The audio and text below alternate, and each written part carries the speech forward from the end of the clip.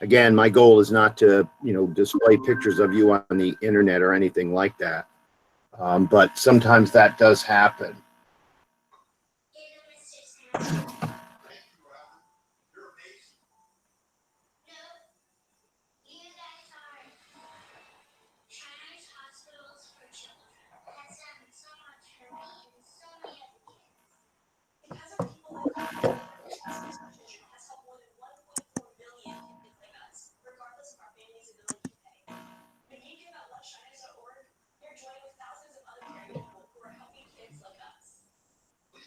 I've got a weird flag on my screen that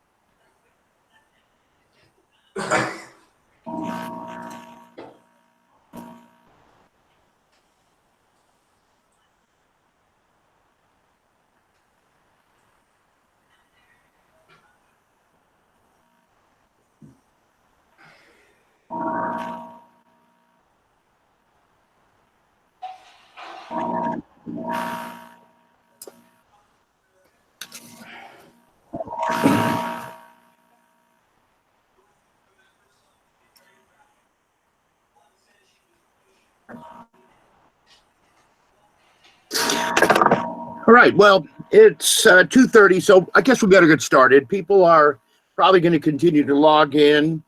That wouldn't surprise me one bit. I'm going to, log those people in as they come to class, and we just have to, play it by ear. But that's okay. We want to get started. And the first thing I want to say is, remember Monday we had internet problems? Well, I'm hoping we don't have internet problems today. Of course, I'm hoping we don't have internet problems today, but I just need to address it. Look, if we're halfway through the class and my internet crashes or something like that, then I'm going to restart the class. Of course, we're not going to. I'm going to send you a new link, and we'll just have to re-log in again. And I mean, I don't know how else to handle that because we've got lots of work we need to do and things we need to talk about. And honestly, if a third of the way through the class, half the way through the class, 3/4 of the way through the class, suddenly we crash, then I am going to resend a link, and I'm hoping people will, immediately become aware of that and come back to class. Okay, and that's all I can ask. We don't have that many people here today, and I'm not sure why, but well, I mean, I'm surprised. I have to admit to you, I'm really happy when I see people logging in and people are attending class. I don't, we obviously are living in some crazy times, and we're going to do our best to, complete the class. And look, I'm going to make it work. We're going to end up completing this class on time, and I'm going to be giving out grades, and I'm going to be looking back, of course, and seeing who was here and all that, and taking that into account because I know it's it's difficult times for everybody. I was amazed last night, or when I checked my bank account this morning, I discovered the government had sent me money, which surprised the heck out of me. I really, when they did that, stimulus package or recovery package or care package, whatever they called it, I thought, yeah, I will. I'll believe it when I see it. And then I saw it, and I thought, oh my gosh, I guess they are really giving out free money. So I went and bought $2,000 worth of soda, because there's one thing you need. And even if, if I can't go out, if I'm stuck, I gotta have that Diet Coke. Of course, I'm only kidding, but I do need Diet Coke. There's no doubt about it. And now I can afford to buy it. But bottom line is that that surprised the heck out of me. So I'm going to say it again. If we're 10 minutes away from the end of class, so it's, 4. Hello?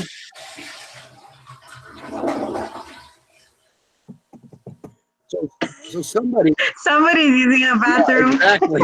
I was going to say, that sounded exactly like a toilet flushing. Who was it?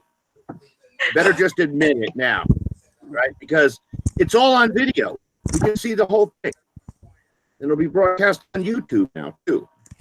You going to the bathroom. This was recording. Anyway, hopefully you didn't carry the computer in there with you, right? And if so, then you need to rub Purell all over it, right? Put Purell on your computer now if you had it with you in the bathroom there. Anyway, if you would, everybody, please shut off their microphones so we don't need to hear everybody.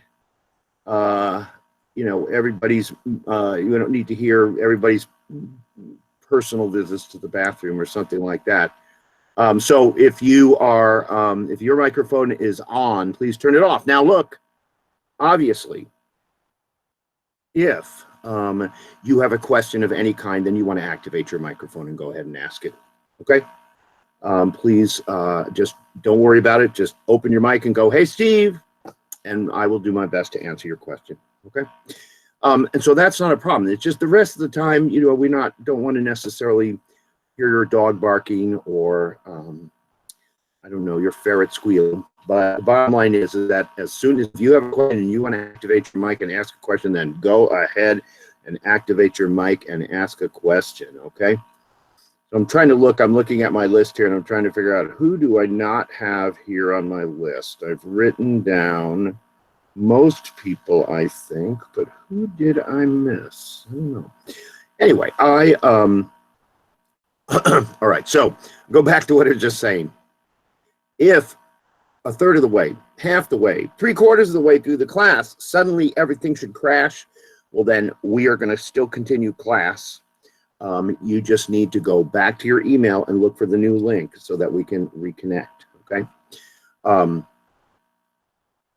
I hope we don't have internet problems. I did have the IT people taken a look at my router and everything else, and they said it would be that everything should work just fine. Okay, whoops, what did I do? I pushed the wrong button there.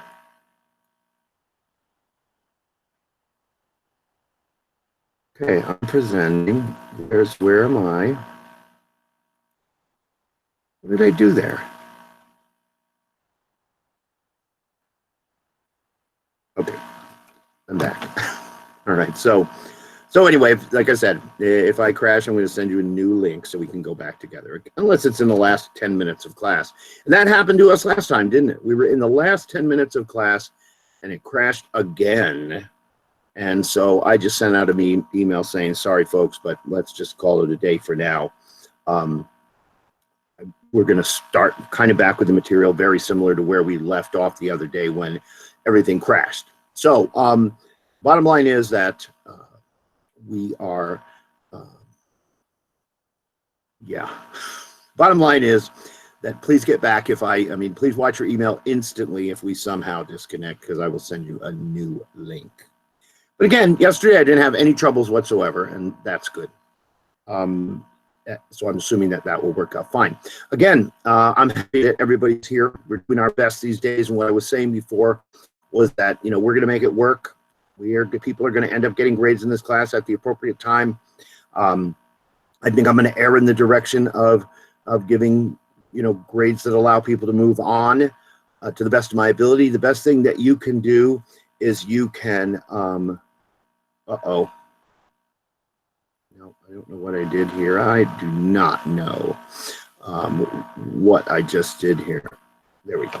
Okay, so I'm going to err in that direction. We just have to plug away. If you're here in class and you're participating, which I can tell if you're here in class because I've got a list of people right next to me, you're participating and you're doing the quizzes and you're doing your best work, then we are going to end this semester just like we should. And let's get started today.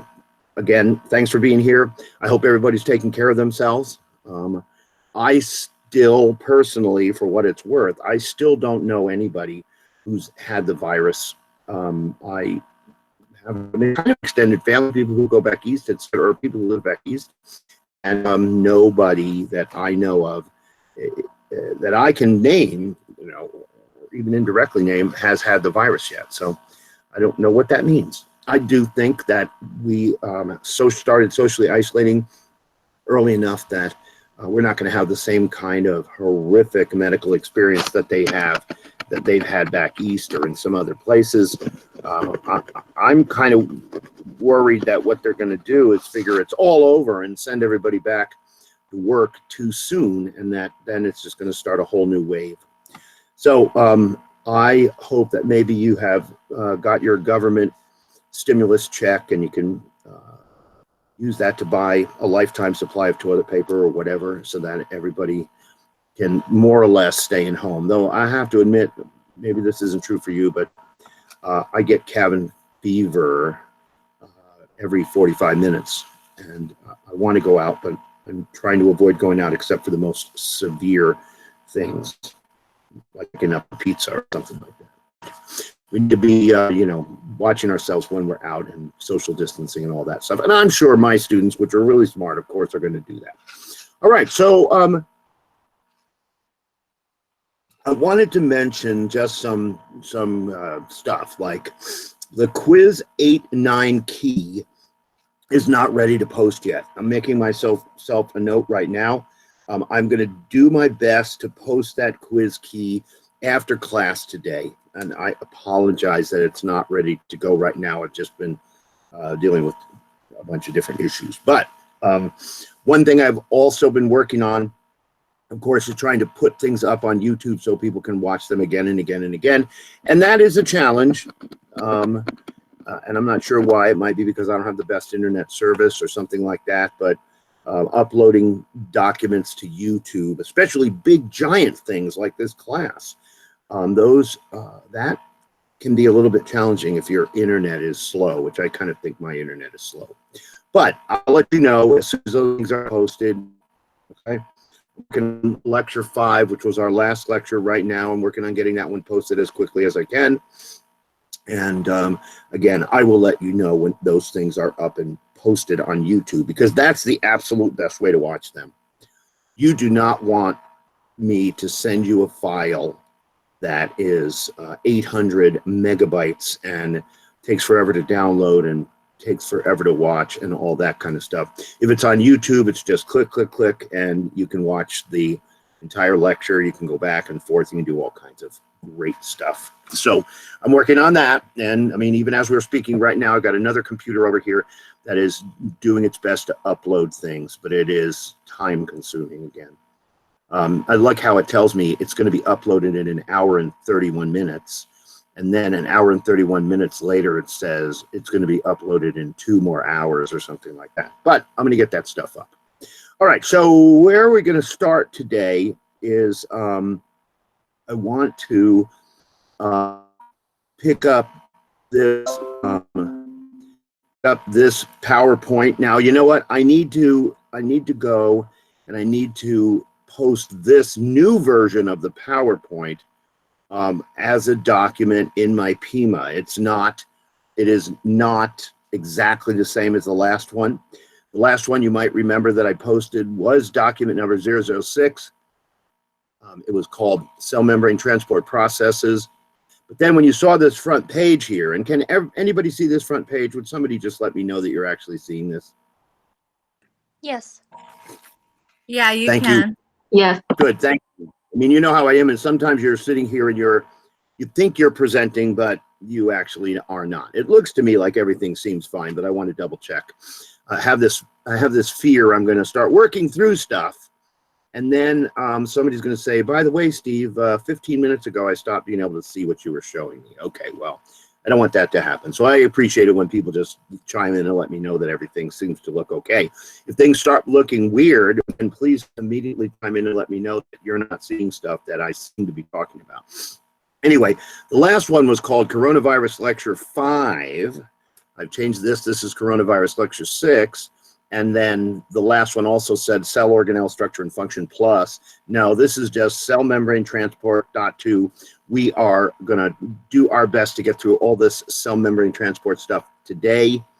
And this PowerPoint, the one that you're looking at right now, is very similar to the one that's posted on my Pima, document number 006. It's very similar to that. Most of it is identical, but this front page has been changed a little, so it says Coronavirus Lecture 6 instead of Coronavirus Lecture 5.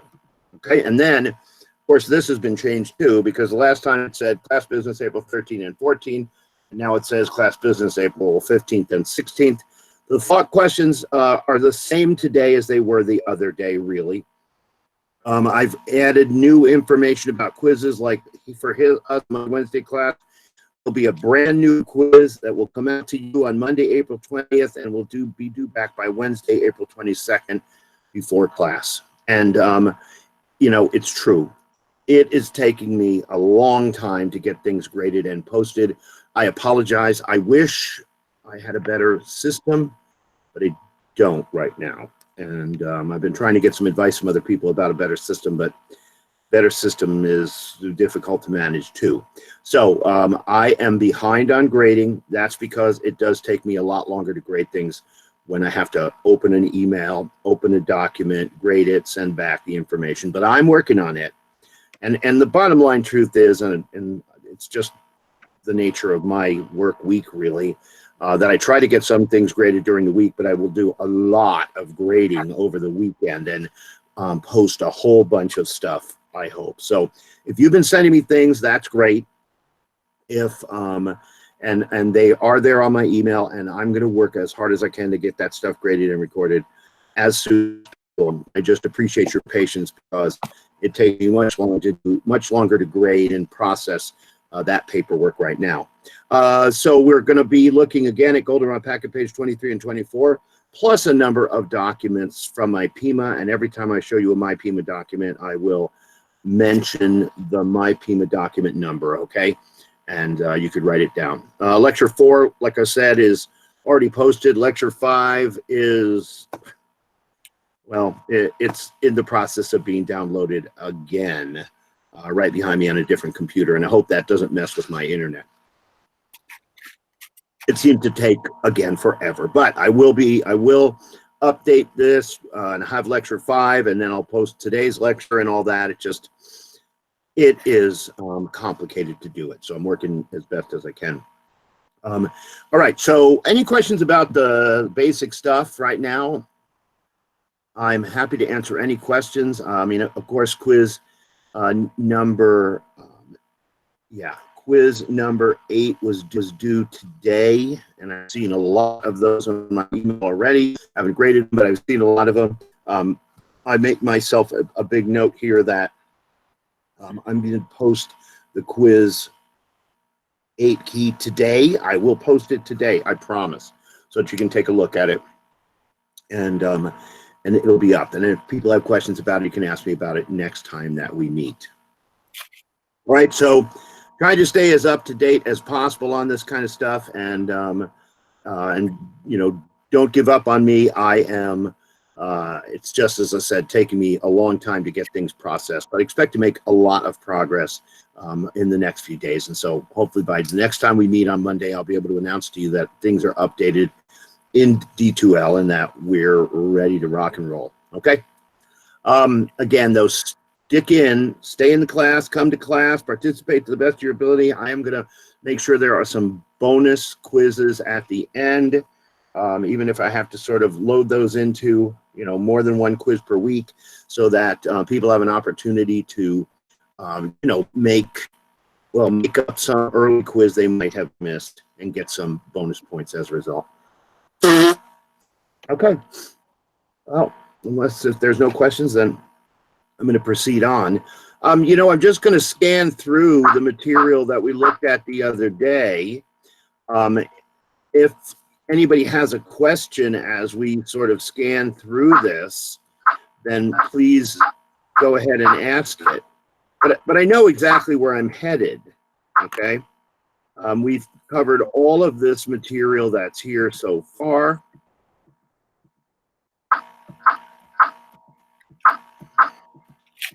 And I do want to remind you that the material that I'm presenting today is material that will certainly be highlighted on the next quiz that I send to you on Monday. Okay, so this PowerPoint is definitely going to be a source of information for the upcoming quiz.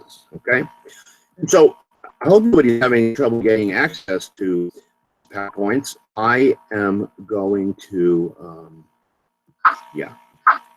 All right, I'm backing up because I want to go and go where I was at the end of the class last time, which is we were talking about diffusion, and again, diffusion is a super important biological process, right? Super important biological process. You can't ignore it. It's, you know, when I asked for examples of diffusion, I asked for, you know, an example of diffusion in your home. And I'm sure people are going to tell me all kinds of interesting examples of diffusion. Then I asked for an example of diffusion in your cells. And I mentioned earlier in the lecture that there were certain molecules that can diffuse easily through cell membranes, like oxygen and carbon dioxide. Some that can't diffuse easily through cell walls, like cell membranes, like ions or large molecules, even molecules like glucose. I mean, glucose is such an important molecule, we got to get it. And so the only way for us to get it is through a special protein channel that's designed just for glucose. It's called the glucose transporter protein. And it's an example of what's called carrier facilitated diffusion. Okay.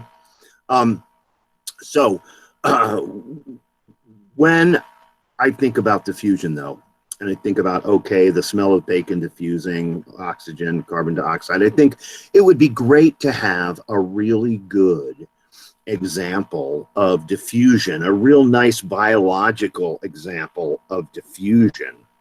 And let's just go to this document really quickly. I don't want to dwell here too long. This is Goldenrod packet, page 23. Okay. And so you have this in your Goldenrod packet. I hope, I mean, if somebody doesn't have a Goldenrod packet, well, then just let me know, and I'd be happy to send you these documents. You know, I could send them as an email attachment or something like that. So we already looked at this document, cell membrane transport processes, and we talked about passive and active. Passive means the universe provides the energy the cell does not need to. Active means the cell provides the energy. It needs more energy than the universe can provide. In the passive category, we've talked about diffusion, and we're still talking about it. We're going to talk about osmosis. Carrier-facilitated diffusion really is a special kind of diffusion. Oh, well, why don't I go down to my definition of carrier-facilitated diffusion right here, and here's what it says. Carrier-facilitated diffusion, a passive process where a special membrane protein helps a relatively large molecule that's impermeable to obey the law of diffusion and pass through the cell membrane. So here's that example where a molecule is too big to move through the cell membrane by itself. My favorite example would be glucose, which of course cells need for energy. And there's lots of glucose outside of cells. Definitely, there's lots of glucose outside of cells. I mean, the concentration of glucose is much higher outside of cells than inside of cells. And so we have to, where was I? Document, I lost it. No, there we go. Glucose, as I was saying, is much more concentrated outside the cells than inside the cells. And as a result, if the cell wants to get glucose, which it needs, it's going to have to use a glucose carrier protein. And carrier-facilitated diffusion means that it's diffusion, which means something's moving from high concentration to low concentration. And it is helped or facilitated by a protein carrier. So my definition of passive process where a special membrane protein helps a relatively large molecule to obey the law of diffusion and pass through the cell membrane. Please put in your notes that a great example of carrier-facilitated diffusion is the diffusion of glucose. And interestingly enough, when our pancreas detects that there's too much glucose in our blood, you know that it releases a hormone called insulin. And insulin actually goes through the blood to cells. It attaches to this carrier protein, and it increases the rate of diffusion by, I think it's 20 times. So it makes diffusion happen 20 times faster. Diffusion of glucose into cells is happening at a pretty slow rate. If insulin's present, it goes at a much higher rate. And of course, the whole reason that you make insulin is so that you can control your blood sugar and encourage glucose to move into cells as opposed to hanging out in the blood. Okay? All right. Okay, I'm going to shrink this one back again, though there's definitions here that might be useful. And then I'm going to go over to another document that's posted on my PIMA. It's this document. And unless I'm wrong, I think that this is exactly where we were the other day when my computer crashed. Now, I could be wrong, but I think that this is exactly where we were. We were talking about, excuse me? Hello? No, that's where we left off. I was going to ask you about that. You bet. There we go. This is where we're going to start right now, and I'm going to, oh, darn it. I lost that document. Where is it?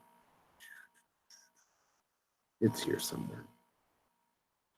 Thank you. Thank you for verifying. This is what I thought. I thought we were right here at the beginning of this the other day. Now, this document is document number 24. It's posted in the exam 2 posts in my PIMA. I just lost it again. Hi, Nina. We're back here. Okay, so as I said, this is where we were the other day when the internet crashed in the last few minutes of class. Hopefully we can get through this today and not have to worry about the internet crashing. So let me tell you the story. The story that I've shown here, I've got a cross section here through a super important part of anatomy in our bodies. It is an air sac of the lung, and attached to it, right next to it is, right next to it is, maybe what I need to do is this. There we go. All right.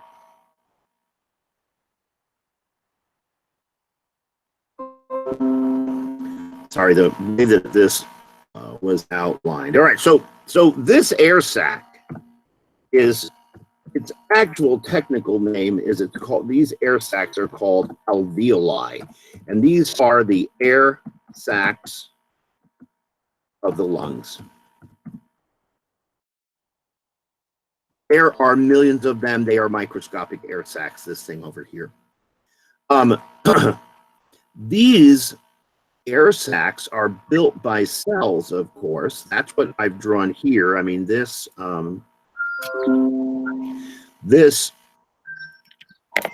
weird thing right here is this U-shoot thing is a it is a part of an individual air sac, and this thing right here is a cell. The air sacs are built with cells, and this little dot in it, dot, those are, of course, the nuclei of these cells. Now, these cells have a specific name. They are called simple squamous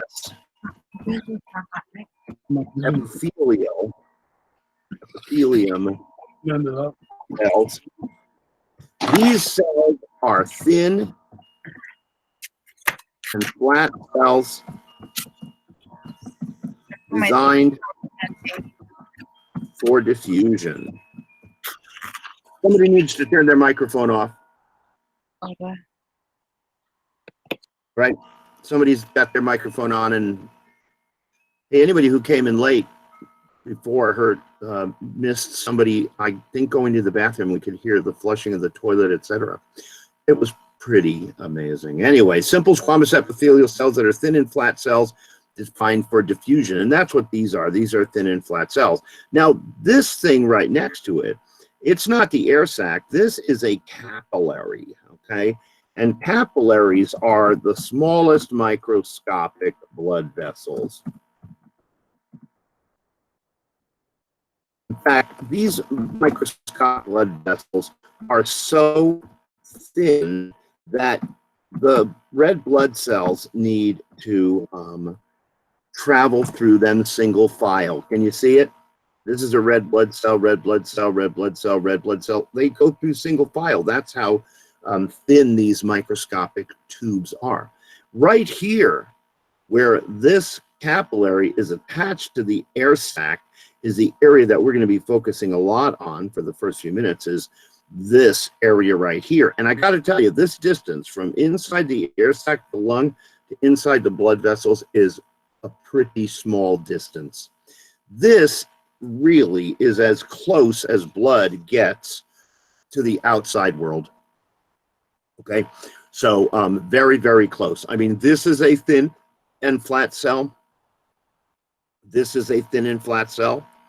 And this distance here is probably 50 micrometers at most. It might be much less than that.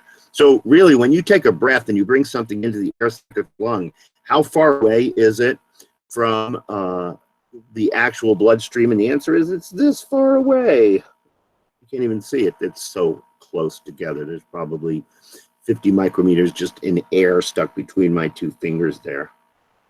Okay, so it's really, really close. Now, let's talk about air. Okay, air, that's that stuff we breathe, It is made of 78% nitrogen gas.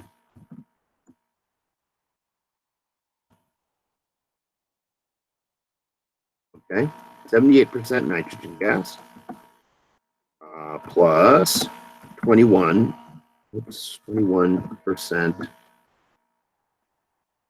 oxygen gas.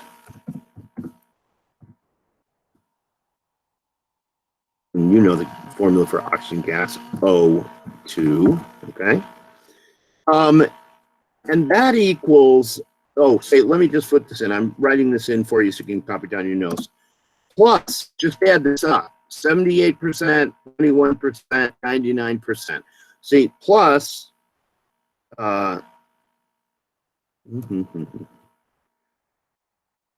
plus 1%, and that 1% contains many gases, including the one we're really interested in, carbon dioxide.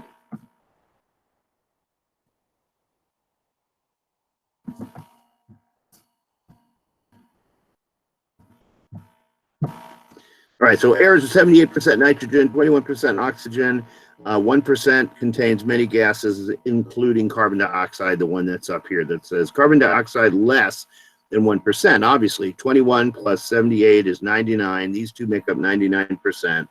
And then in that little 1% that's left, there's things like radon and ozone and nitrous oxide and sulfur oxides and carbon dioxide. Lots of different things in there. Now, here's the thing. Our lungs can hold on to quite a bit of air. I mean, even a cadaver has a huge amount of air inside of its lungs, really. I think the average volume of our lungs combined is about 5 liters of air that can be in it. And most of that air, it never is going to come out. I mean, when we do normal breathing, like the kind of breathing I'm doing right now that's called tidal breathing, I'm just breathing kind of like this, you know, breathing in and out a little bit, probably about 500 mils or so out of 5,000 mils that are there in both of my lungs. It requires a huge amount of training and exercise and conditioning and everything else to exchange a lot of that air volume in your lungs. So I mention this because you may notice that the concentration of oxygen here is 21%, down in the air sac is 13%, and the concentration of carbon dioxide outside in the air is less than 1%, but here it's 5%. How is this? Well, because when we breathe in and out, we have a lot of stagnant air that's just sitting there, that's not exchanged at all or very efficiently. So by the time you take a deep breath and everything gets mixed with all the old air that's in here, now the oxygen is 13%, and the carbon dioxide is 5%.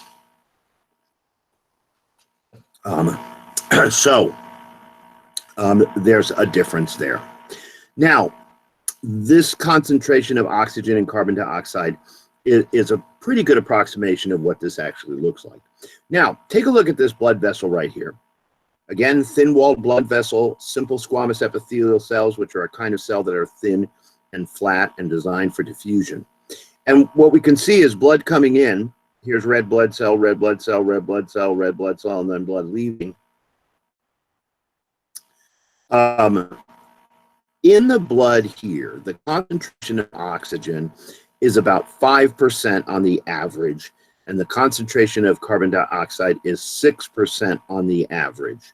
Now, for what it's worth, it depends on where you are in the body. Some parts of the body have a higher oxygen concentration and a lower carbon dioxide concentration, but the best data to look at here, just to understand this process, is the average data. So notice that in this blood cell, I've got 5%. In this blood vessel, I've got 5% oxygen, 6% carbon dioxide. And in this blood vessel down here, which is way out in the boondocks of the body, this has 5% oxygen too and 6% carbon dioxide too. Why? Well, because these are average numbers. right? And the average numbers are fine for us to think about and work with right here. So take a look at this data that's right here. 13% oxygen in the air sac of the lung, 5% oxygen in the bloodstream. Can oxygen diffuse through cell membranes to obey the law of diffusion? Of course it can. Oxygen is one of those gases that moves very freely through cell membranes. 13% here, 5% here. We know exactly what that means. Oxygen is going to diffuse through this cell, and end up in the bloodstream here. It's going to move from where it's more concentrated to where it's less concentrated. That's what the law of diffusion says. Things will move from where they're more concentrated to where they're less concentrated if they can, and oxygen can. Oxygen can move very efficiently through these two layers of cells and get into the bloodstream. So is this a surprise to you? This should not be a surprise. I think everybody kind of knows that when you breathe air in, the oxygen goes deep down in the air sacs of your lungs, and then it gets moved into your bloodstream. I mean, this is kind of standard knowledge. So why does it move? Diffusion, the law of diffusion. Now, take a look over here, 6% carbon dioxide and 5% carbon dioxide, okay? Not as big of a concentration gradient. Remember, a concentration gradient is a difference in concentration between two nearby areas. 6%, 5%. Now, even though it is nowhere near as big a concentration gradient, it is more here than here. And so carbon dioxide will leave the blood and go into the air sac of the lung. This exchange of gases right here, where oxygen goes out of the air sac into the blood, and carbon dioxide goes out of the blood and into the air sac. This process is called external respiration, and I'm going to put this on the chat. I'm going to even define it, so please copy it down into your notes. It's called external respiration, and it equals the exchange of gases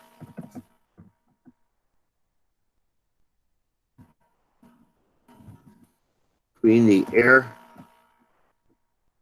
sacs of the lungs and the blood.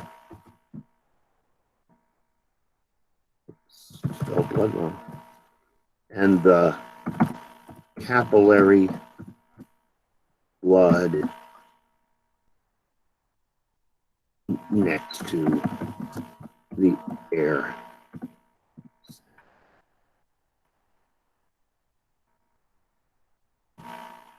Okay, and here's what it actually looks like. The gas exchange looks like this. Equals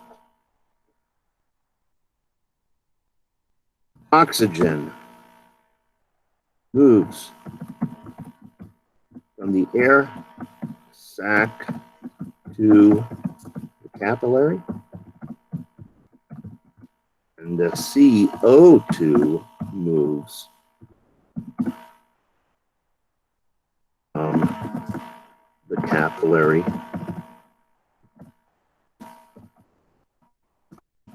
into the air sac. Right, so oxygen moves from the air sac to the capillary, and carbon dioxide moves from the capillary into the air sac. So that's what we're seeing here. This exchange of gases is called external respiration. And external respiration is the exchange of gases between the air sacs of the lungs and the capillary blood next to the air sac. What drives this movement of gases from one gas goes out of the air sac into the blood and one goes out of the blood and into the air sac? What drives it? Diffusion, right? The law of diffusion says things will move from where they're more concentrated to where they're less concentrated. Again, though, isn't this something that most people kind of know? They know that you breathe in air, and then as you breathe in the air, it somehow gets transferred into the air sac of the lung, and then from the air sac it goes in the bloodstream, and then the blood pumps it around. And if carbon dioxide comes up from the deep internal cells of our body, and it needs to leave the bloodstream and go into the air sac. Most people kind of know. But now I know exactly what this looks like in terms of numbers. It is diffusion. All right, and I hope, like I said, I'm making these notes here. I'm hoping that you are copying down everything that I'm taking the time to type here. All right, now what's going to happen next? Oh, well, let me ask you a question first. Remember the idea that things can move from where they're more concentrated to where they're less concentrated, and eventually they reach equilibrium, right, to where they're equal, and then we don't really see diffusion happening. So I suppose it's possible that the oxygen concentration could be 13% and 5%, then it could be 12 and 6, 11, 7, 10, 8, 9, 9, 9, 9, 9, 9. They get even out. 13, 5, then seconds later, 12, 6, 11, 7, 10, 8, 9, 9, 9, 9. What prevents this process from going to equilibrium? And the answer really, I mean, think about it for a second. Why does this never reach equilibrium? Why? So I'm assuming people are probably thinking, well, Steve, of course, the reason is because this isn't a static condition. We breathe 14 times a minute. So every 4 seconds or so, we inhale again and exhale. So that means that this is constantly being refreshed with newish air. Okay? So that's one thing. We breathe 14 times a minute, and that prevents it from going into equilibrium. The other, of course, is, and some people I'm sure thought of this too, is that, is this blood just sitting there hanging out? Is this red blood cell just, no. This blood is constantly flowing. So as this blood goes past the air sac, it gets a bunch of oxygen and it loses carbon dioxide, and then it goes away, right? It goes to somewhere else in the body. In fact, in this particular case, it's going to go from the lungs to the heart. Right? It's going to go from the lungs to the heart. Now, once it goes to the heart, it gets pumped. It gets pumped out of an artery into an arteriole. Arteries are the biggest ones. The aorta is the largest artery in the body. It's as big as a garden hose. And then it divides to form arteries, like arteries that go to the heart itself, or to the liver, or the spleen, or the stomach, or the intestines. And then the arteries divide to form smaller arterioles. And then guess what? The arterioles divide to form capillaries. And so now here we are down in a capillary. And this is a capillary in the big toe. Now, I've always sort of thought it was interesting to talk about the big toe cell. This is a cell that is way out in the boondocks of the body. It is completely dependent on the rest of your body in order to make it function right. And so this big toe cell is stuck down there in the big toe. It is what I would call a deep internal cell. Now, this could be, instead of the big toe, this could be deep in the brain. It could be deep in the eyeball. It could be deep in the middle finger, whatever. It could be anywhere. But we're talking about cells that are a long way away from the lungs, and they get their blood by the pumping of blood by the heart that goes to capillaries, tiny microscopic capillaries, down deep in the big toe or wherever. Okay? Now, let's take a look at what happens there, right? Because the story continues. All right, we're going to look down here. Open this up a little bit. Not going to let me scan up, okay?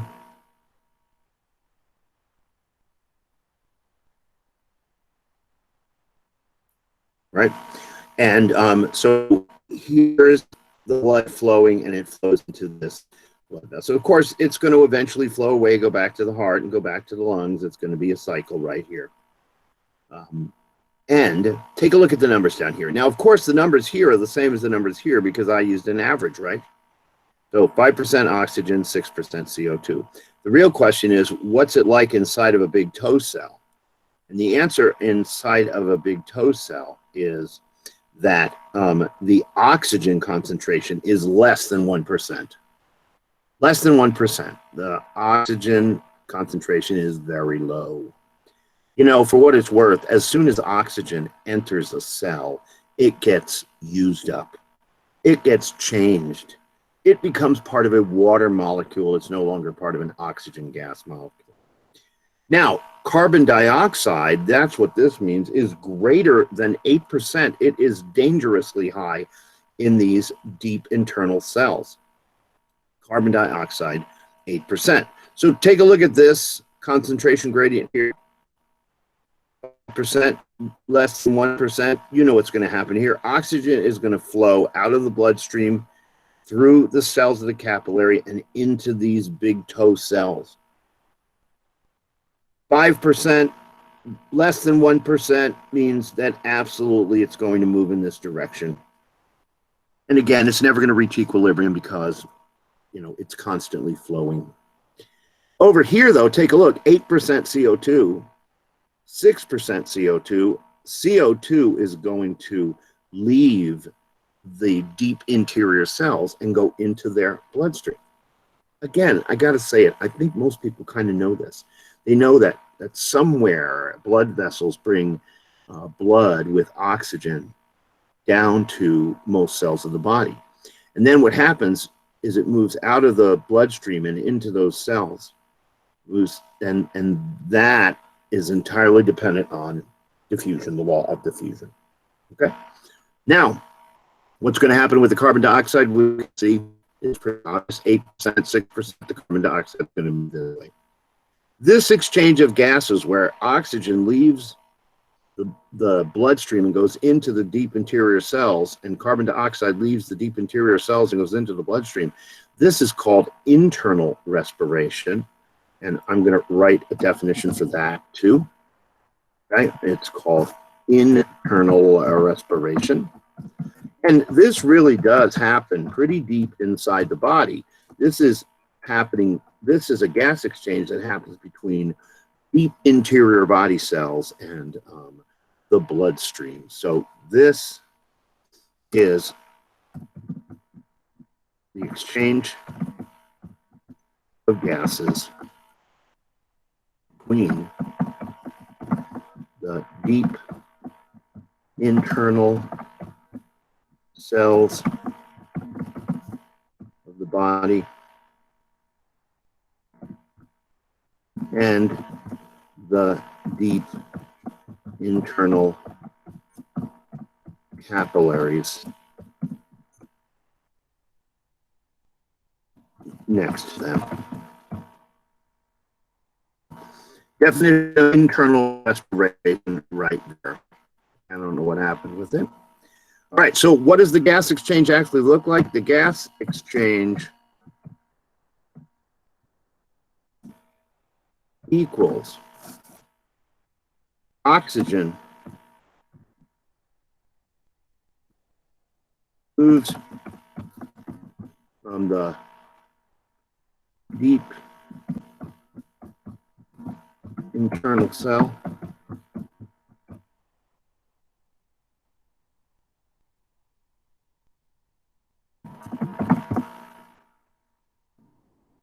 and carbon dioxide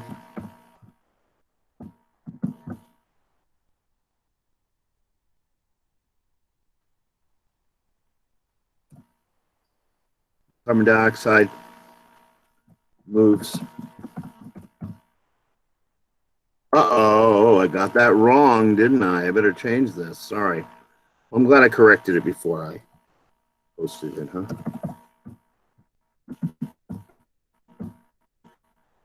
Carbon dioxide moves from the deep internal cells into the capillaries, and oxygen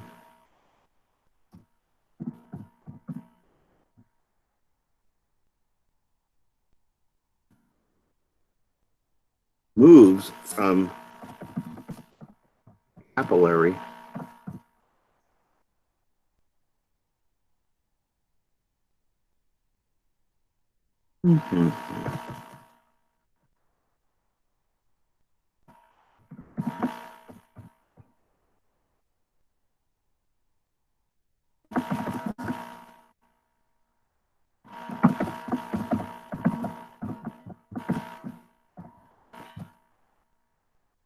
Carbon dioxide moves from deep internal cells in the capillaries, and oxygen moves from the capillaries in the deep internal cells. I think I got it right now. So there it is, internal respiration. Oops, I got to move this down. Okay. So carbon dioxide moves from the deep internal cells into the capillaries, and oxygen moves from the capillaries in the deep internal cells. Oxygen moves from capillary to cell. Carbon dioxide moves from cell to capillary. Right, any questions about any of that? People are writing that down, I hope. There will certainly be questions on the upcoming quiz about that and about these definitions. I mean, some of these are things that I might have written on the board in class, and so I'm kind of writing on the board right here. Okay. So one question that occurs to me, and I'm sure you have this same question, is why is it that these cells here have such a low oxygen level and have such a high carbon dioxide level? I mean, these deep interior cells of the body, they seem like they could be pretty stressed out. So their oxygen concentration is pretty low and their carbon dioxide concentration is pretty high. And the question really is why? Why is this true?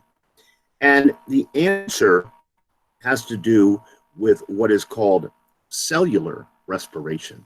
It's the third type of respiration that I'm going to talk about here, and it's called cellular respiration. And I'm sorry it's cut off down here, but I'm going to write a definition of cellular respiration here. Cellular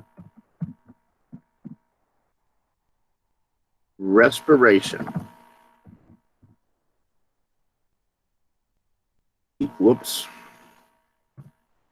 Equals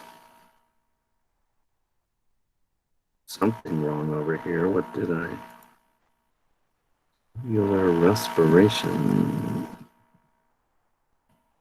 All right, cellular respiration equals the super important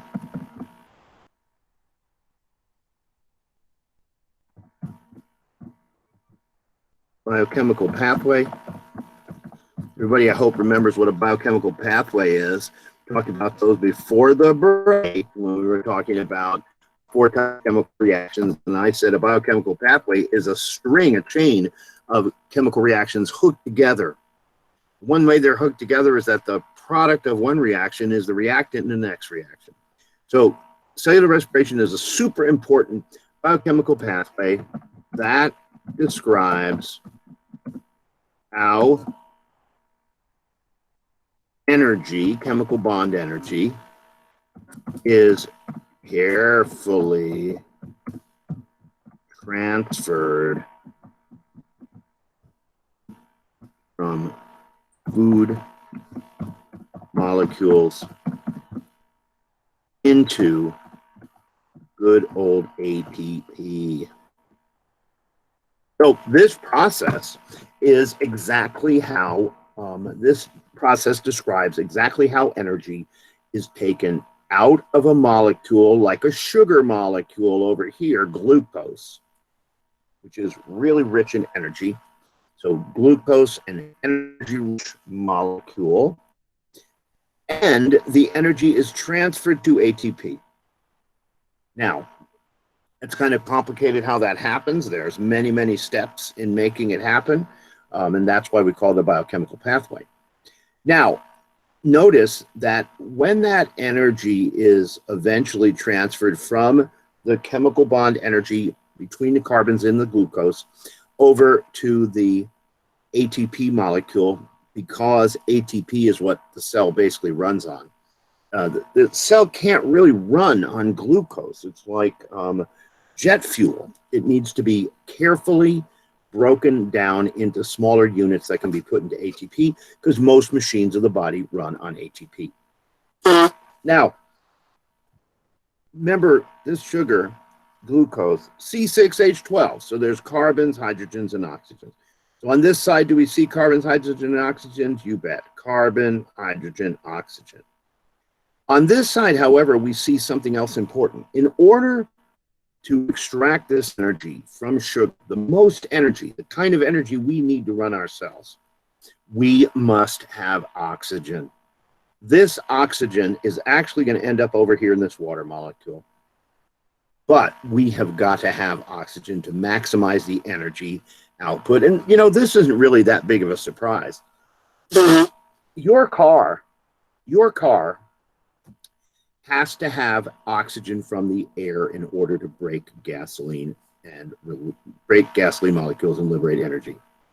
A candle needs oxygen in order to maintain a flame. If you cover the candle and prevent it from getting oxygen, it will use up all the oxygen and then it will go out because chemical reaction can't happen without oxygen. And the same thing is true here. But I want you to notice something. We're on the left side of the arrow here. So the sugar is going to be broken down and it's going to be turned basically into carbon dioxides. The oxygen is going to be used up. The oxygen is a reactant. And that explains exactly why this oxygen concentration is so low. When oxygen moves into a cell, it gets immediately involved in cellular respiration. And when it does that, the oxygen gets used up. So 5% here, but when it gets in the cell, it gets converted into water, really. It gets added into the water molecule as part of cellular respiration. And that's why it's so low here. Because oxygen is a reactant, and as soon as it enters cells, it gets used up. Well, what about CO2? Well, notice CO2 is a product. When you do cellular respiration and you break down glucose in the presence of oxygen to get energy, guess what? Carbon dioxide is produced.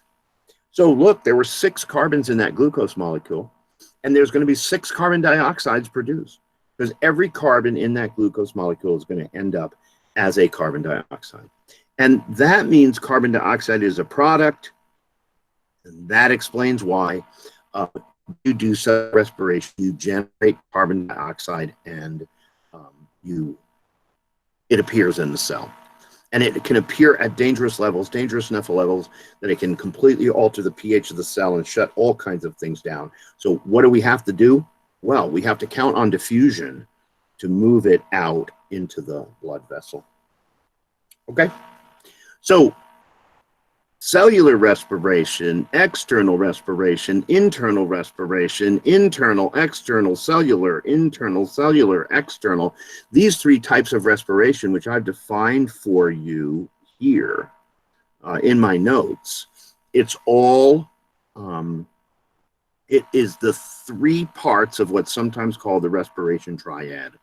Remember, a triad is something that has 3 parts. And the 3 parts here are internal respiration, external respiration, and cellular respiration.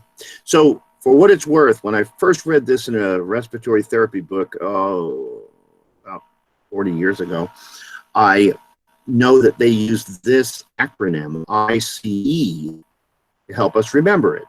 What does the I stand for? Internal respiration. What does the C stand for? Cellular respiration. What does the E stand for? External respiration. These 3 types of respiration are the acronym that you can use to remember them is ICE, I-C-E. And these are all parts of what's called the respiration triad. They're all really nice and tightly linked together. I mean, if you have lung problems, it can affect the concentration of gases here and affect these cells. If you have cell problems, it can affect the diffusion events here, and that can feed back and alter the situations in the lungs. If you have a cardiovascular problem, you know, blood vessels that are clogged or squeezed or whatever over here, then that can, of course, affect this diffusion and affect these cells getting enough oxygen and getting rid of their carbon dioxide. So it's interesting that these things are all so tightly linked together. Okay. Any questions about this wonderful diagram that we've just spent a half hour discussing? This document, of course, is document number 24 in the exam 2 post called Gas Exchange and Body. So you have access to a copy of this document. All right. Well, let's think about it for a minute because I got to take a break. All right. So we're going to take a 10-minute break. It's 3:30 right now. We're going to take a 10-minute break and be back here at 3:40. And I will do my best to be back here at 3:39. All right? We are on a 10-minute break.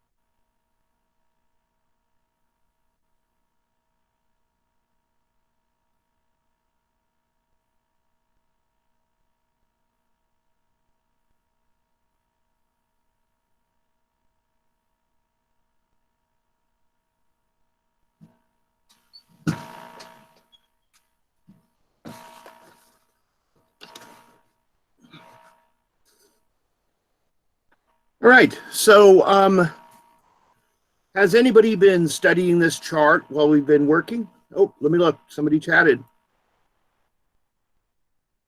Oh, okay, good. Anyway, any questions about this particular chart? I mean, this document that we've been talking about over here. I mean, there's a big picture story here that involves diffusion, okay? And again, here's a nice example of diffusion that happens in an actual cellular, a body example. It's not, it's not a sort of example of, say, bacon moving from the kitchen to bedroom or something. This is an actual cell physiology. Okay, so I am just killing a minute or a few seconds, hoping somebody might ask me a question about it. But if I don't hear any questions, then I'm gonna move on. Okay, I'll reduce this, and I'm gonna go back to that PowerPoint. All right.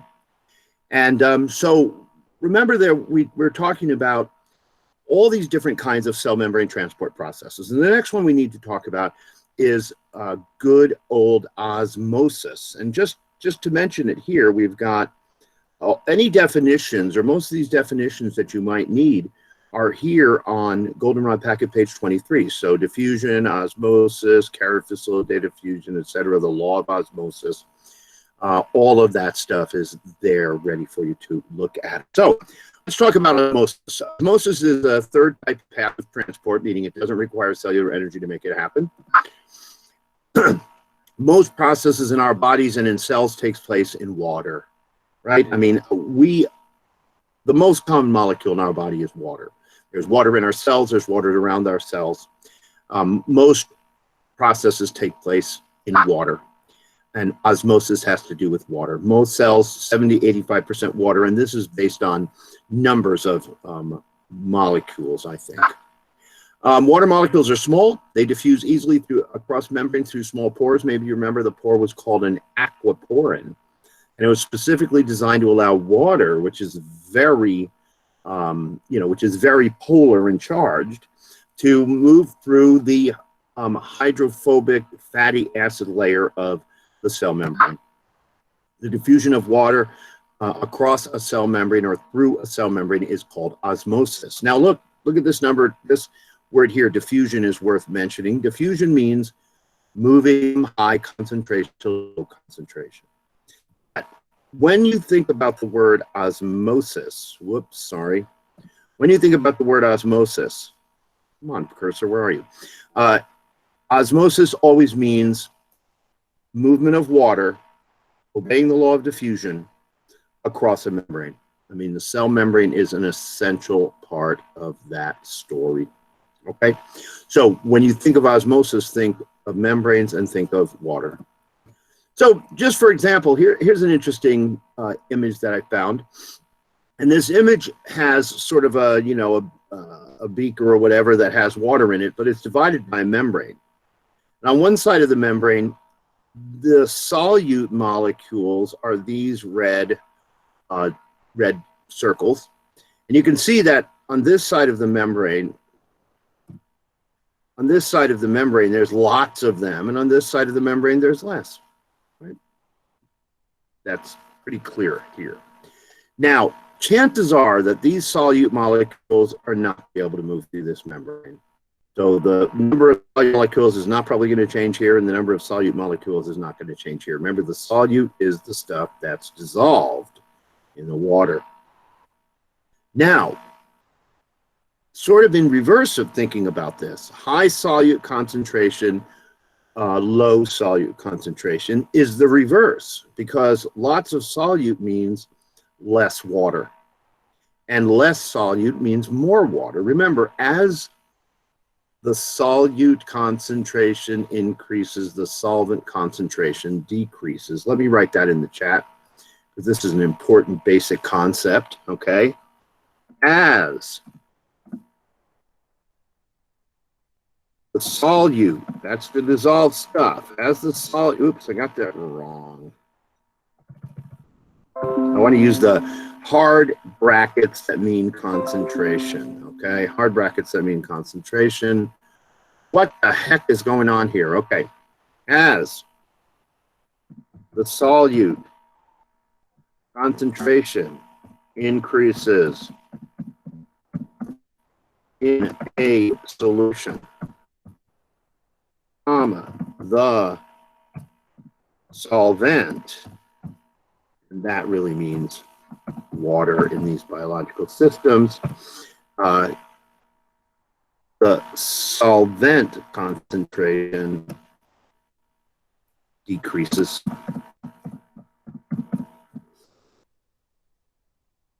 Okay, so they're inversely related.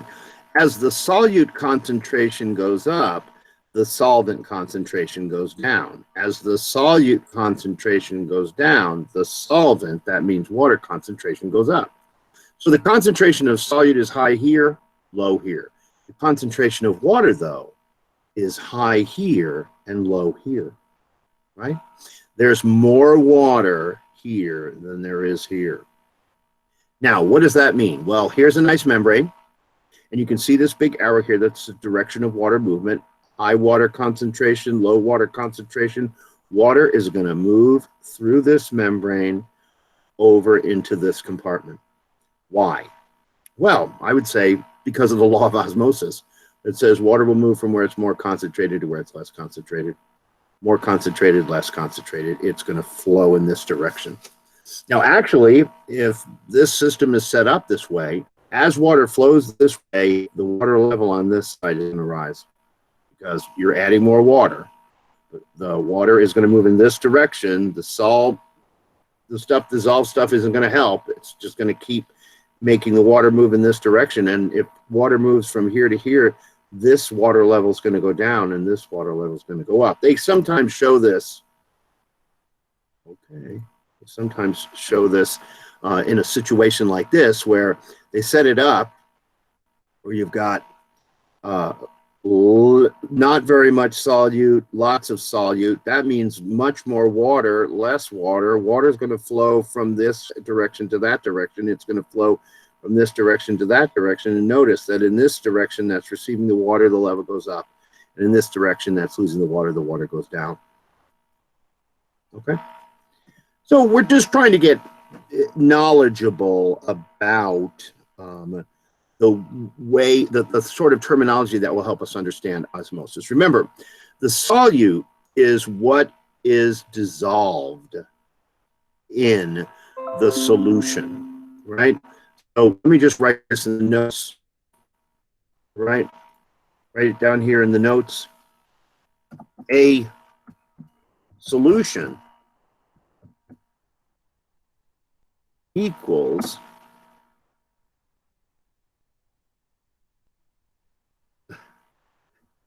solute,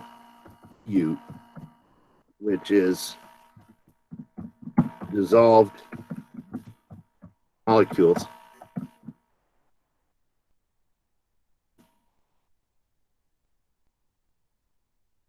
about to post this, dissolved molecules plus the solvent, which in this case, let's just admit it. The solvent in this case, because this is biological stuff, is always water. So a solution is solute dissolved in a liquid solution. Now think about this for a minute. Remember, we had a 0% sugar solution when we did that egg lab. 0% sugar equals 100% water. And it was in fact distilled water, right? 10% sugar equals 90% water, right? 30% sugar equals 70% water. So like I said a minute ago, I'm going to repeat this.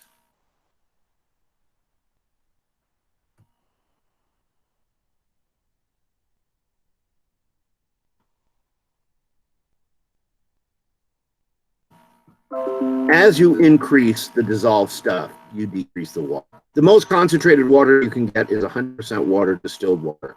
When you start to put sugar in it, you dilute the water. So a 10% sugar solution is 90% water. A 30% sugar solution is 70% water, because the solute plus the solvent has to add up to 100%, right? You've got a solution sitting in front of you, it's 100%. My soda, probably it is about 3% dissolved stuff and 97% water. All right, something along those lines. Now, so solute, solvent, and these, as I said, right now we're talking about water in and around cells. The tonicity is something that's sometimes talked about when we talk about osmosis. It's the sort of concentration of the solute. But to be honest with you, when you want to think about osmosis and you want to think about the movement of molecules, water molecules, because that's all osmosis deals with, you really want to think about the water concentration. I mean, I remember sitting in lectures on osmosis. I don't know how many I've sat through, maybe a dozen lectures on osmosis. In the first few lectures, I didn't really understand it. And I'm not sure why. Maybe I wasn't paying attention. Maybe I wasn't taking notes. But I think what it really comes down to is it took a certain attitude that had to be, the certain bit of information that needed to be relayed from the professor that I was listening to, and it wasn't relayed well. They did not focus on what a solution was. Right? So let's just get these notes. Let's get this piece of terminology that's up here. Let's look at it. An isotonic solution is a solution in which the concentration of the intracellular water is the same as the extracellular water. A hypertonic solution is a solution where the concentration of the intracellular water is higher than the extracellular water. Of course, let me put this up, okay. IC equals intracellular inside the cell.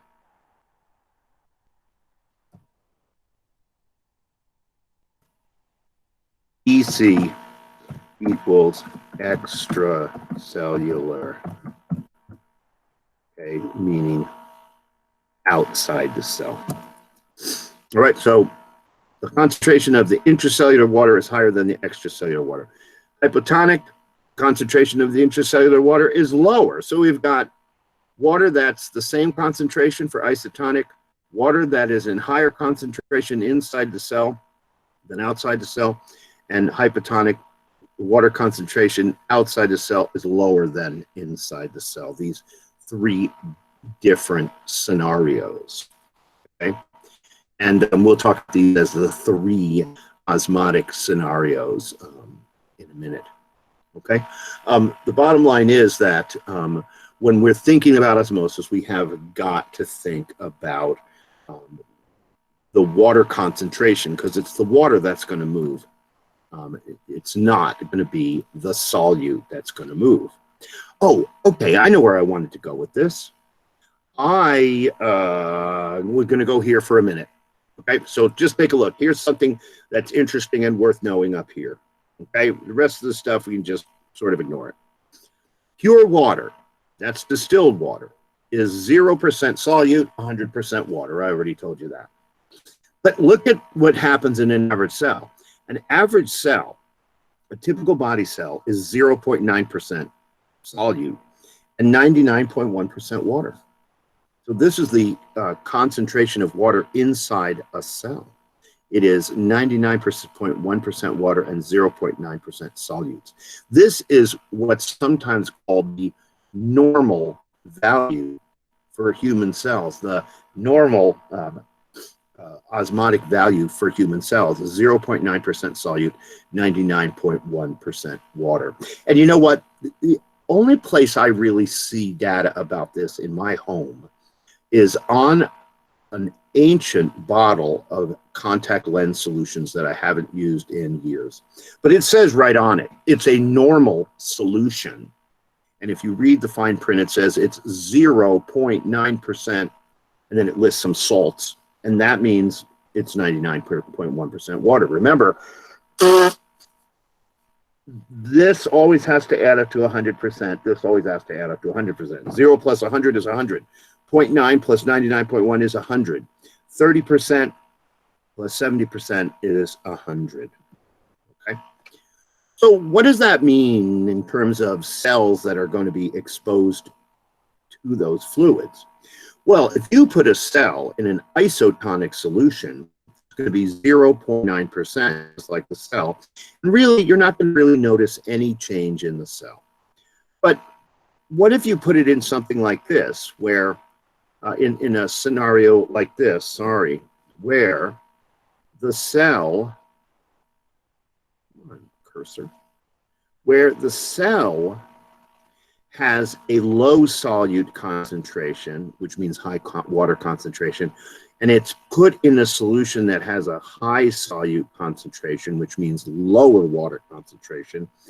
Inside this little cell, high water concentration, outside it, low water concentration. Think about what you're likely to see to happen. Water is high concentration here compared to here, so of course water is going to leave. Now what is that going to do to the cell?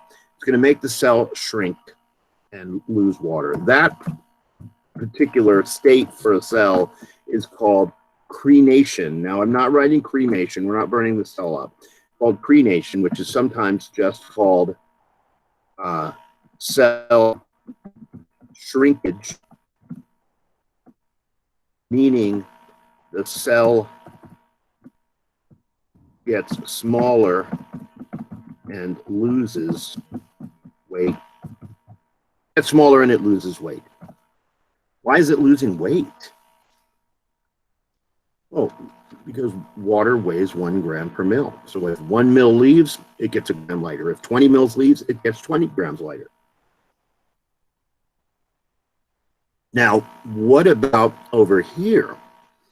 Well, over here, what's happening is that we have a high solute concentration inside, and that, of course, means low water concentration. Lots of dissolved stuff means less water. Out here, we have less dissolved stuff, so that means more water.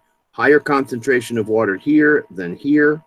Water moves from where it is more concentrated to where it's less concentrated. The arrows point in. So what's going to happen to this cell? Well, that cell is going to swell up. And sometimes they call this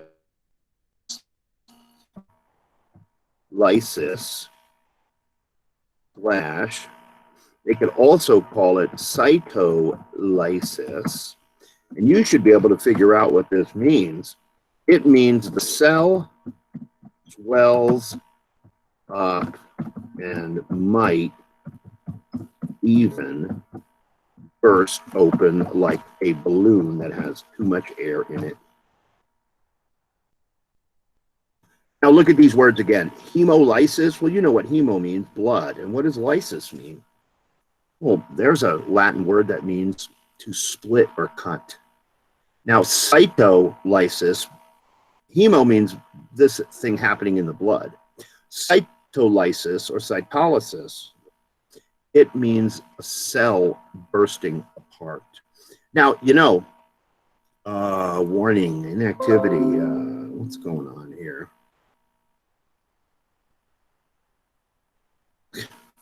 Okay. Sorry, I had to do that. But you know what? I am going to see if I can't very quickly. A student showed me a great document last night. Wait a minute. Maybe it's here. Push this. Where am I? Meeting. Okay. Let me get rid of this for a second. A student last night showed me an interesting link, and I just got to find it. Where am is that? Of course, it's going to be as difficult to find as possible. Should have had it already queued up and ready to go. I apologize. Nope. That is something that we do want to look at for sure. But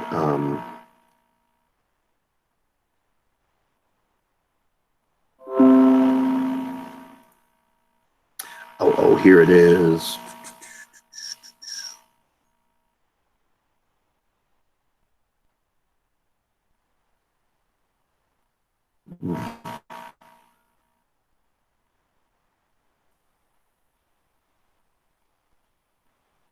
All right, maybe it is not here. This is old, though, honestly. Oh, yeah, here it is. Nice. So what you're gonna see here, assuming it shows it to us. Come on, YouTube, do your thing.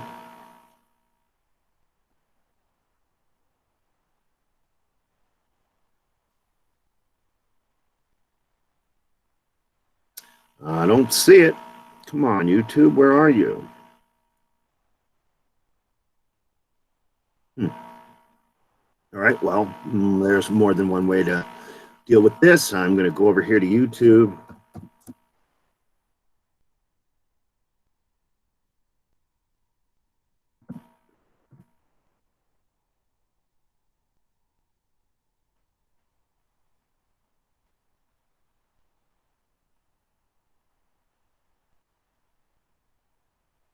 It knows me well. It's got things about John Prine. It's got things about cats. I was hoping it might have that same video that I looked at multiple times yesterday, but that's no problem. I can get it. It's going to be Psycholysis. Let's see if that doesn't show us what we want to see.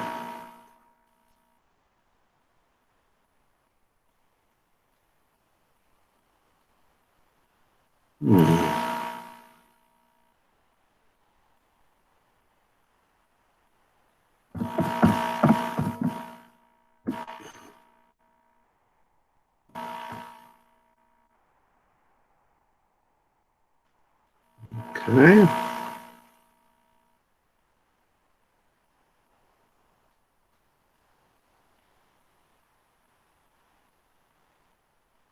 But there's a lot of stuff I'd like to watch here for sure. But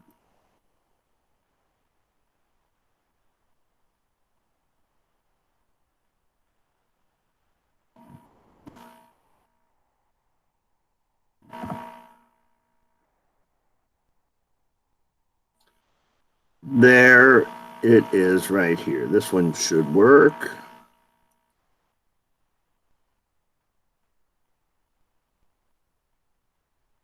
All right, take a look.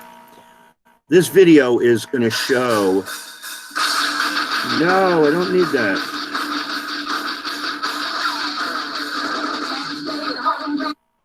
Okay. That really wasn't the one I mean, that loudness, I don't remember that being so.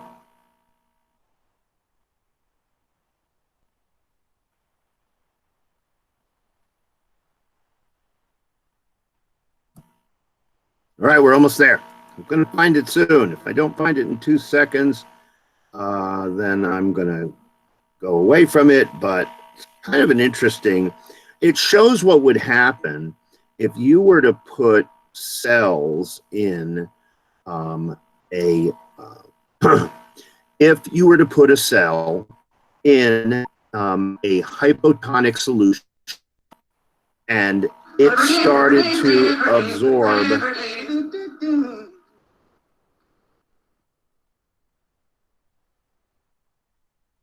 Okay. We are being censored. America's news outlets no longer provide the truth. And Joshua. Geez, there we go. All right, so take a look. Here's a paramecium. We have put this paramecium in distilled water. So water is moving into the cell at a very rapid rate. And in fact, it's moving into the cell faster than the cell can get rid of it.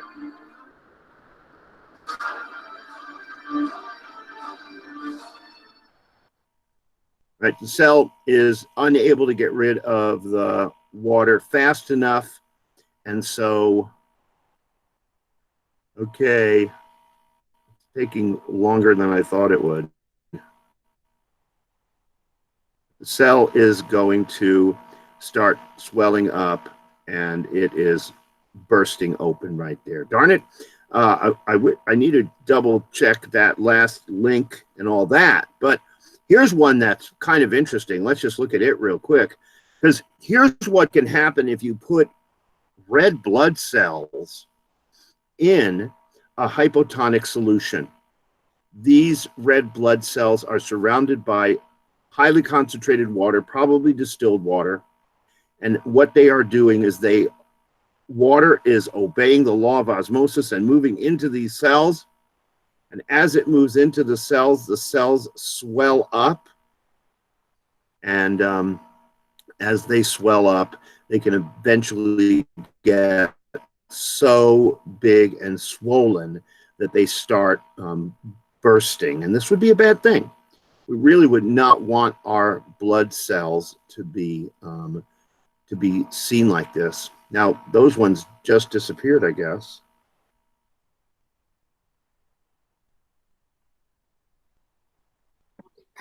Were we supposed to see something on the screen? Because I didn't see it. Uh-oh, we're not seeing it, huh? Thank Yeah. you for telling me that. Okay, I'm going to go right back here. And I'm going to pause it. Darn.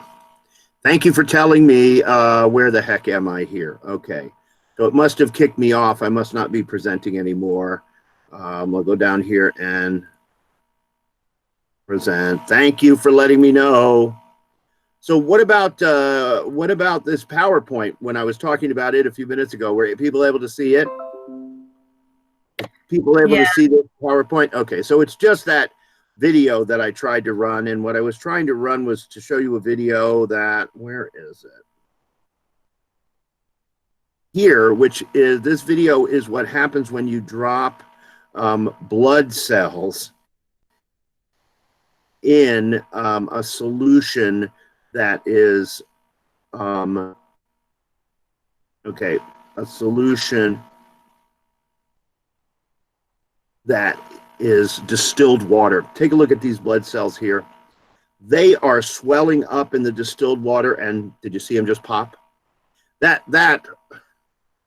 is what I was trying to demonstrate here. This cell cytolysis, if enough water flows into it, it will just simply explode, right? So let's talk about blood cells for a minute because we just looked at them. Take a look. Here's an isotonic solution, which means that there's an equal concentration of water inside the cell and outside the cell. Here, so the cell stays normal, right? Equal water means water movement is equal back and forth. Here's a cell that is exactly like the cells we just looked like. This is a red blood cell that's been placed in a hypotonic solution that's very high water concentration. And I mean, more than 99.1%, and water is flowing into it and it just bursts open. The other possibility, this is what I call the word crenation, was where a cell is placed in a hypertonic solution, which means that the water concentration is lower outside the cell than inside the cell. So water starts moving out of the cell. It actually leaves the cell. The cell shrinks and loses weight, loses water. In this case, the cell will swell up and gain weight because it's getting extra water. This cell, nothing will happen because it's in a normal or isotonic solution. This one is in a hypotonic solution, and this one is in a hypertonic solution. All right, before I go to active transport, I want to go back to our notes on osmosis, which this is in the Goldenrod packet. Where is it? Right here. Goldenrod packet. And I'm going to enlarge it so we can look at the bottom part of it. What did I do?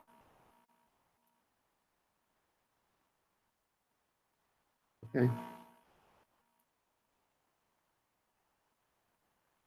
Too big. Because here's what I'm wanting to look at right down here at the very bottom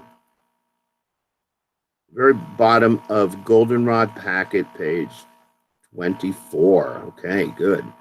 It is called the 3 osmotic scenarios: hypotonic, isotonic, hypertonic.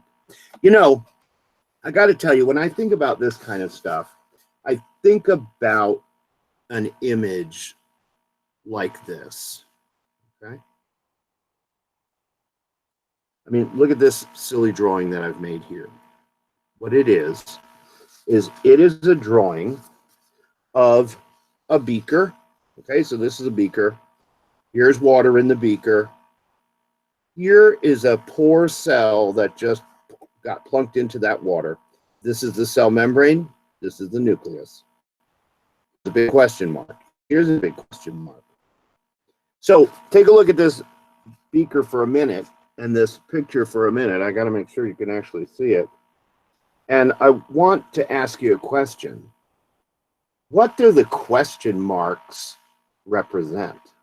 I mean, I've got a question mark inside the cell that I just dropped into a beaker, and I've got a question mark outside the cell that I just dropped into the beaker. What does the question mark refer to? And before anybody loses their mind, let me tell you, the answer is right here. The question mark refers to this: water concentration. Remember, these hard brackets mean water concentration. What is the water concentration outside the cell? What is the water concentration inside the cell? Because here's the thing. If the water concentration outside the cell is exactly equal to the water concentration inside the cell, then nothing really is going to happen. The cell is in an isotonic solution, or we might also call a normal solution, right? Now, what if the water concentration outside the cell is greater than the water concentration inside the cell? Well, more water outside than inside means water is going to obey the law of osmosis, and it is going to move from outside to inside. What's going to happen to this cell as water rushes into it? Well, it will swell up. It will gain weight, and ultimately it will possibly explode, especially in a condition like this, where it could absolutely explode. It would be in a hypotonic solution where the water concentration outside is much greater than the water concentration inside. Now, what if the water concentration outside is less than the water concentration inside? More water out inside than outside. Well, then you know what's going to happen. Water is going to start flowing from the inside of the cell to the outside of the cell. And the cell will lose water. The cell will shrink. That's what White earlier called crenation. And the cell will lose weight because the cell is losing water, and water weighs 1 gram per mil, right? So it's good to think, when you think about these hypertonic and hypotonic scenarios, it's good to think about a beaker like that, where the cell has been dropped into it, and now the cell has to react to the extracellular fluid that it's floating in. Okay, I'm going to go here, but you know what? One of the things I'd love to look at right now, if I can find it, I had it a minute ago, Word document, here it is. Okay, you remember this? Oh my gosh, this was 3/11, right? This was before spring break. We got this data. Is that actually possible? Yeah, I guess it is. I was looking at the wrong calendar. But this is the data from our class that we collected about these eggs. So, I mean, I'm happy that we can just look at some actual data here. Can we look at some actual data here? I haven't done any of the calculations that needed to be done, and I probably will never do the calculations that need to be done. But can I remind you of what this looked like? We had eggs that were bare naked eggs. I dissolved the shell, and we put those eggs in different concentrations of sugar. Here was 0% sugar. That means 100% water, right? 0% sugar means 100%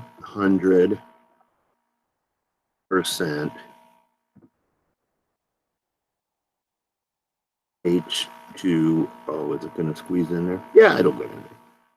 H2O.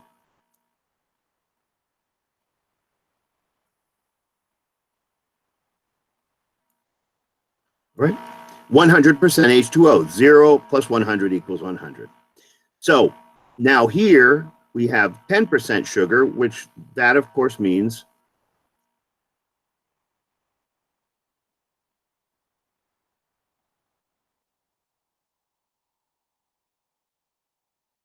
it means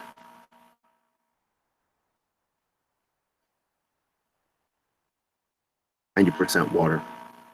I mean, we could go here. 20 means 80, 30 means 70, 40 means 50% water.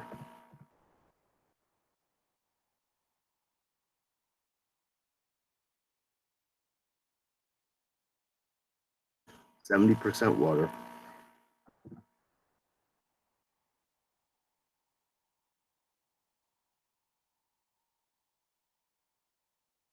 %80 water. So you see how these two things are inversely related. So even though we sort of think about the sugar solution, what we don't think about is the water concentration, which is of course important. Now, what happens when you put an egg in 100% water? You have put it in a hypotonic solution. Well, take a look. Here's the data. It went from 83 grams to 84.5 grams. It went from 91 to 101. What happened here was the total weight change. The total weight change, well, let's just put it this way. It went up, right? It gained weight. What about this one? We put it in 10% sugar, but 90% water. What happened here? Well, 89.3 to 92, it gained weight. Is anybody surprised?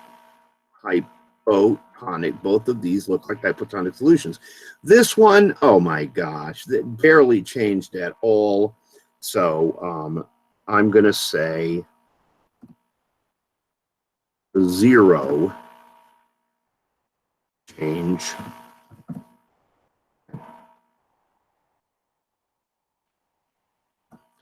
Over here, it went from 90 to 82, so it lost weight.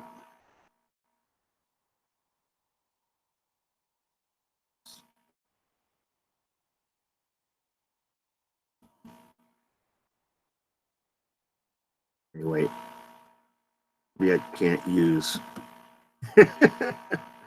Darn it. Okay.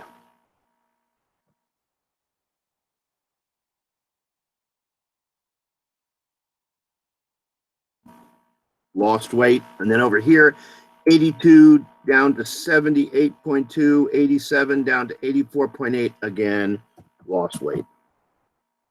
All right, can everybody just look at this very basic data and see these basic patterns? Gained weight, no change, lost weight, lost weight.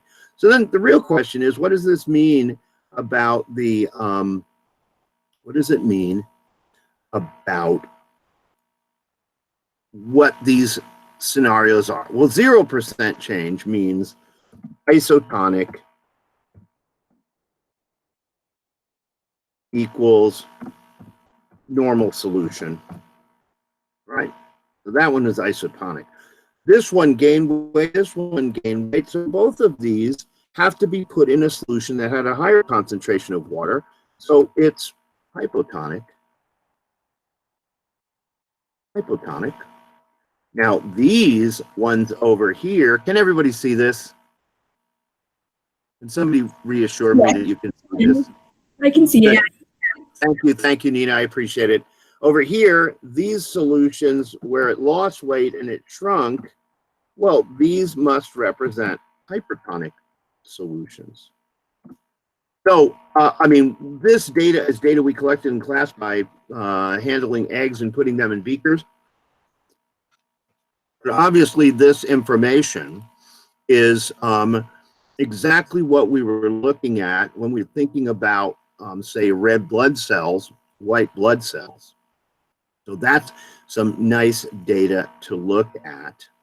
So let's take a look at this chart real quick. And I don't want to go into every fine detail in this chart, but I do want to talk about it briefly. Okay, this chart is sort of a summary of these different things. Now look, I've got some abbreviations over here like equal, greater than, less than. EC is extracellular fluid, IC is extracellular fluid. Dissolved stuff equals the solute, water means water. These brackets, remember, mean concentration of. So this is concentration of the dissolved stuff or solute. This is concentration of the water.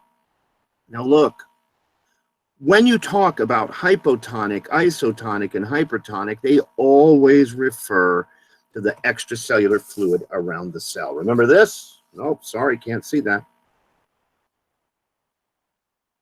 Where am I? Remember this? What we're interested is knowing is when you drop that cell in, what's going to happen to it. And when we talk about the solution out here, this is where we say, oh, it's isotonic. There's the same concentration of solute and water. Or it's hypotonic, meaning high water concentration, low solute concentration relative to the cell. Or could it be a hypertonic solution that has low water concentration compared to the cell? Because in an isotonic scenario, nothing's going to happen really. The cell's going to stay the same. It's going to be nice and normal. If we put it in a hypertonic solution, water's going to leave the cell and move out here. The water's going to shrink and lose weight. If we put it in a hypotonic solution, that means higher water concentration, lower solute concentration here, then water is going to flow into the cell and the cell's going to swell up and it might even burst. Now, you know, a normal body cell, like a cell in our skin or something, you could put distilled water on it all day and it would never burst because it's attached. But the cells that we worry the most about are blood cells, because blood cells can, in fact, swell up and burst. Okay, they can swell up and burst.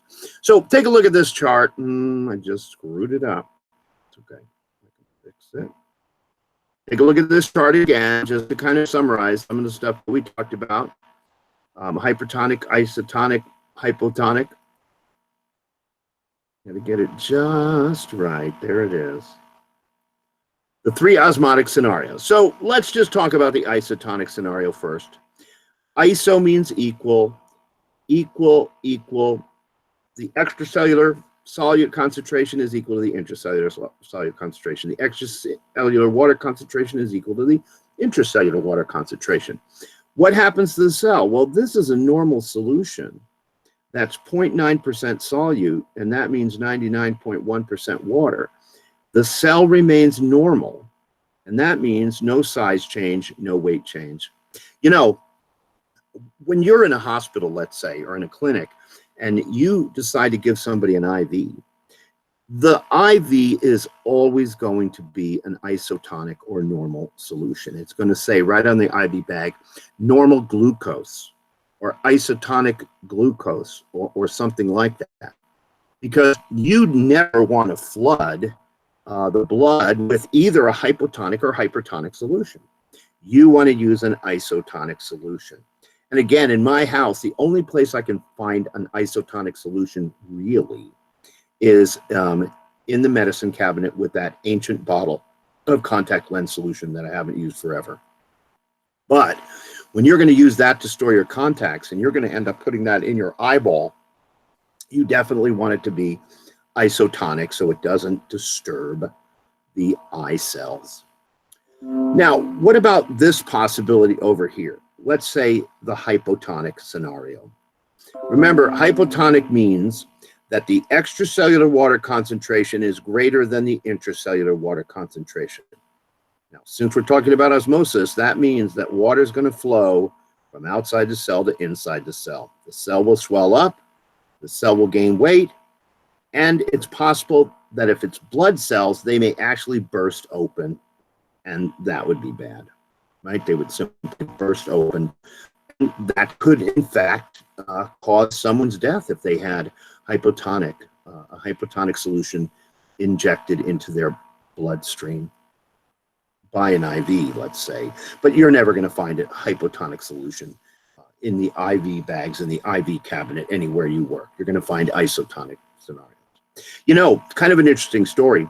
A friend of mine who was an EMT was telling me about hypotonic scenarios, and what he said was this: if somebody drowns in a freshwater lake, then when the paramedics arrive, they get that person out of the water, obviously.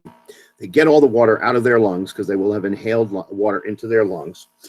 And then they start doing CPR. And assuming they can get the person alive again and breathing again, they might give them a blood transfusion during the transport to the hospital. They might give them a blood transfusion. Why? Well, because when you drown in a hypotonic solution, and freshwater lake is hypotonic, you inhale fresh water, hypotonic water, into your lungs. That means it's right next to your blood. Water rushes into your bloodstream. It causes the cells to swell up. It causes the cells to gain weight, and it causes hemolysis, the destruction of red blood cells. And if you have if you have a type of blood that can be given to this person on the way to the hospital, maybe you give it to them because they could be severely impacted by the destruction of their red blood cells because they drowned in a freshwater lake. Fresh water, again, is hypotonic. You know, it's pretty easy to find hypotonic things in my house because I have distilled water. Fresh water that comes out of the tap is hypotonic. Freshwater lake is hypotonic. So any drinking water that you drink, you know, if you buy bottled water, it's going to be hypotonic. And that's not a big deal because you can swallow that water, it mixes with saliva, et cetera, et cetera. But there have been examples of people drinking too much fresh water and actually having some big problems as a result of it. They can get water intoxication. They can even get a situation where their blood swells up so much that it causes a stroke and has even killed people. Now, let's go over here to hypertonic because the opposite scenario is happening. Extracellular water concentration is less than the intracellular water concentration. So the water is going to go from inside the cell, it's going to follow this arrow, and it's going to go outside the cell. The cell is going to lose water. The cell will shrink. Remember, I called that crenation. The cell will lose weight. Why? Because water weighs 1 gram per mil. When you lose water, you lose milliliters of water. In the egg lab that we just looked at, when you see changes in terms of grams, you see, okay, it gained 2 grams. Well, then you know that what happened is 2 milliliters of water moved into the egg. Because remember, 2 mils weighs 2 grams. 1 mil of liquid water weighs 1 gram, good old metric system stuff. All right. Now, this scenario causes crenation. The cells shrink, but they're not destroyed. And in fact, that same paramedic guy said, look, if we pull someone out of salt water, then we have a different protocol. Because if we get someone out of salt water, of course, we try to get rid of all the water out of their lungs right away, and we get them breathe, we get their heart started, we do all that kind of stuff. Then, on the way to the hospital, what we may give them is a normal solution to rehydrate their blood.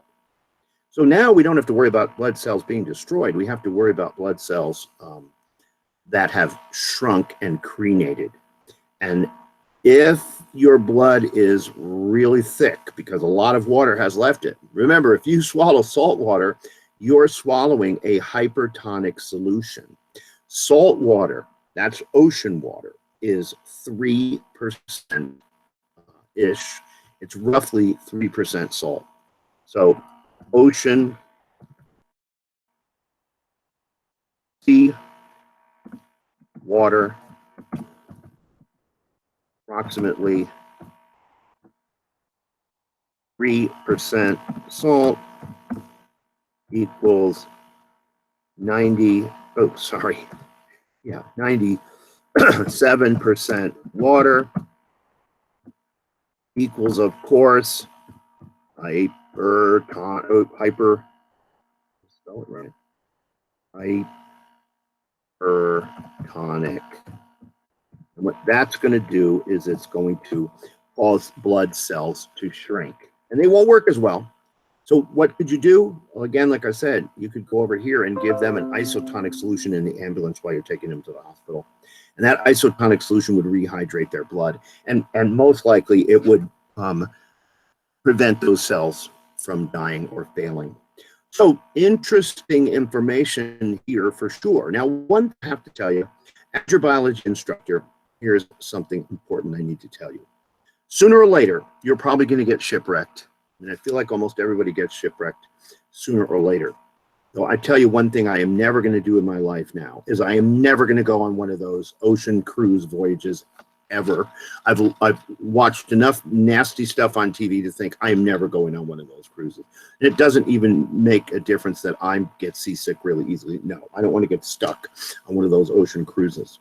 But the bottom line is that if you end up getting shipwrecked, then I want you to remember something, advice I gave you on April 15th, 2020. And the advice was this: no matter how thirsty you feel, do not drink salt water. Because remember what I just posted, salt water is a hypertonic solution. And when that is in your gut, it is not going to put any water in your bloodstream and make you feel better. It is, in fact, going to suck water out of your bloodstream into your gut. It might make you throw up. It might give you diarrhea. You are going to feel thirstier, and you are going to die sooner. I mean, there's lots of data, believe it or not, on shipwrecks and who died. And absolutely, the first people to die and go crazy were people who drank salt water. So, you absolutely want to remember this advice I gave you, April 15, 2020. Because seawater is hypertonic, you can't drink it and rehydrate yourself. In fact, drinking salt water will dehydrate you and make you die faster. Okay, so when you're shipwrecked, please remember that.